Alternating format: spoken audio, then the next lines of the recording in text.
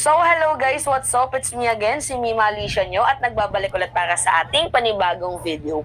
So kanina nga po mga minamahal ay napag-usapan natin itong si John Amores kung saan nga po ngayon ay nakakulong na siya dahil nga po sa pagkaka-involved sa isang shooting incidents dahil nga po napikon sa larong basketball. So, ang tapang ni John Amores, mga minamahal, parehas din dito kay Sara Duterte na parehas mga pikon. So, madami ang nag-comment na Mima, paano mo nasabing lalaki ni Sara Duterte si John Amores, ang bata-bata pa. Siguro ata mga minamahal, yung nag-comment nun, hindi ata nasubaybayan yung content natin noong mga nakaraang buwan.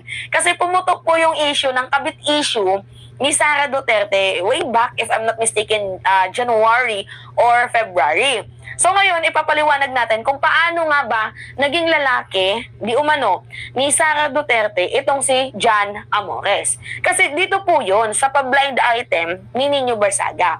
So ano nga ba yung post ni Nino Barsaga, mga minamahal? Ito yung kanyang pa-blind item noong January yan or February. Sabi dito, yung ama ni government official na babae ay babaero. So yung tatay, babaero daw.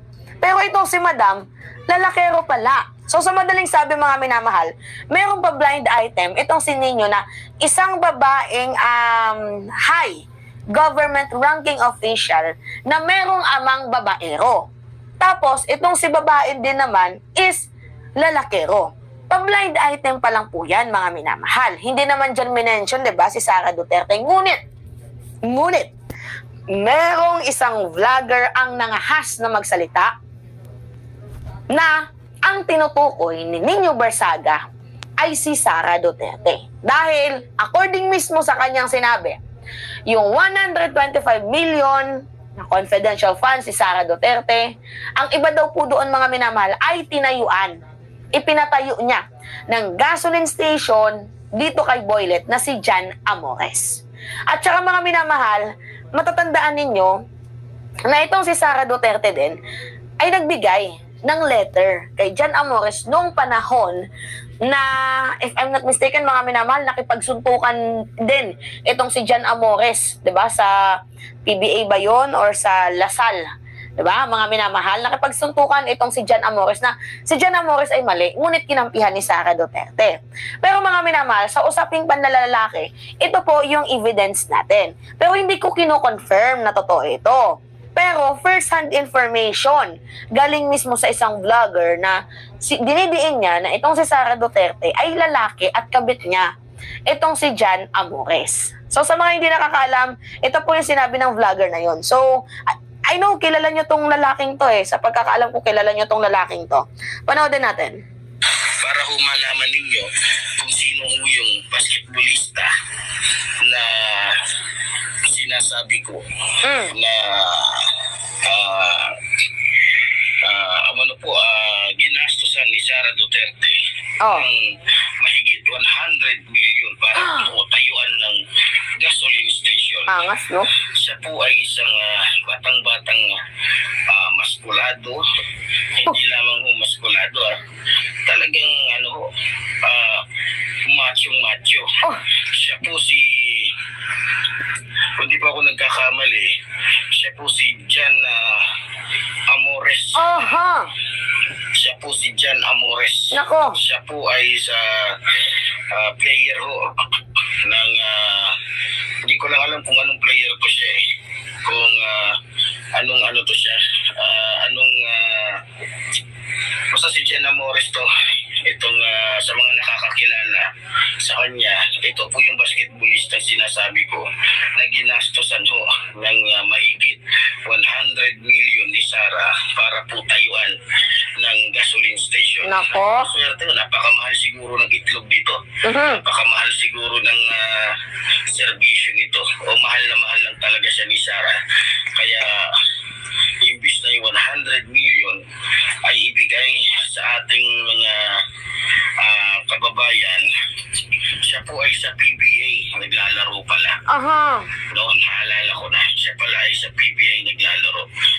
John Amores, kilala ko yan. So, mga kababayan, yung 100 million na hindi masagot ni Sara Duterte, na dahil lang sa kanyang kalantian, dahil sa kanyang kawalang respeto sa kanyang sarili o sa kanyang asawa, ayun, napunta lamang po sa isang tao na nagbibigay ng kaligayahan kay Sara.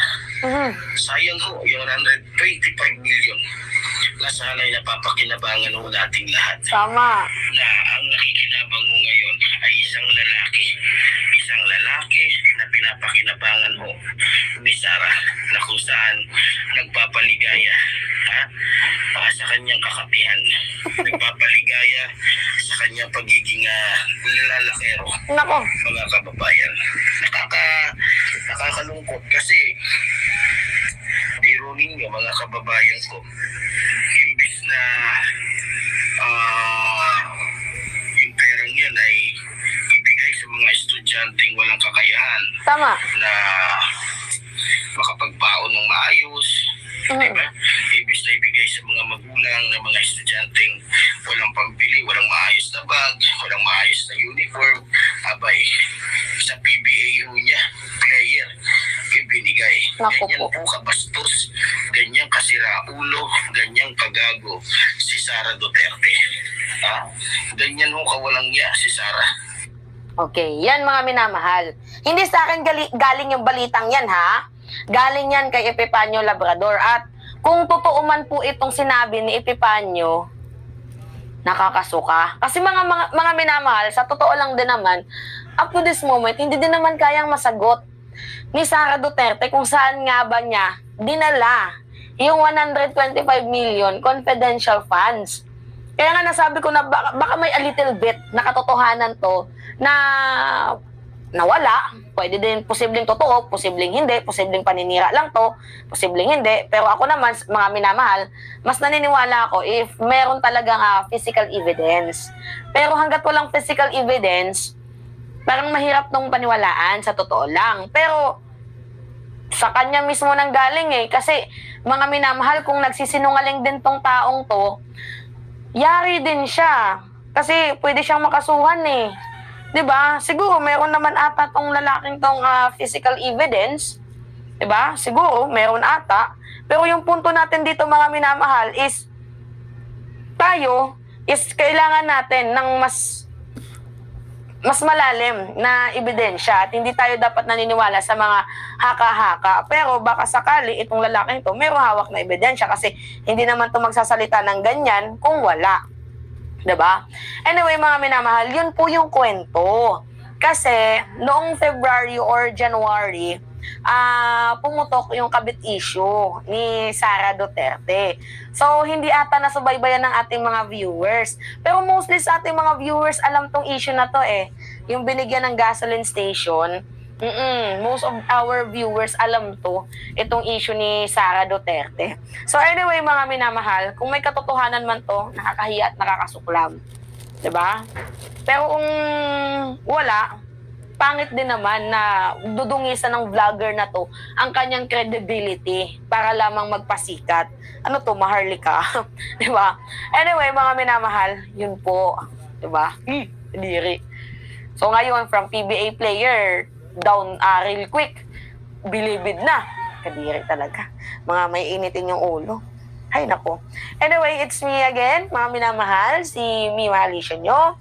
At nagbabalik ulit para sa ating panibagong video. Maraming salamat.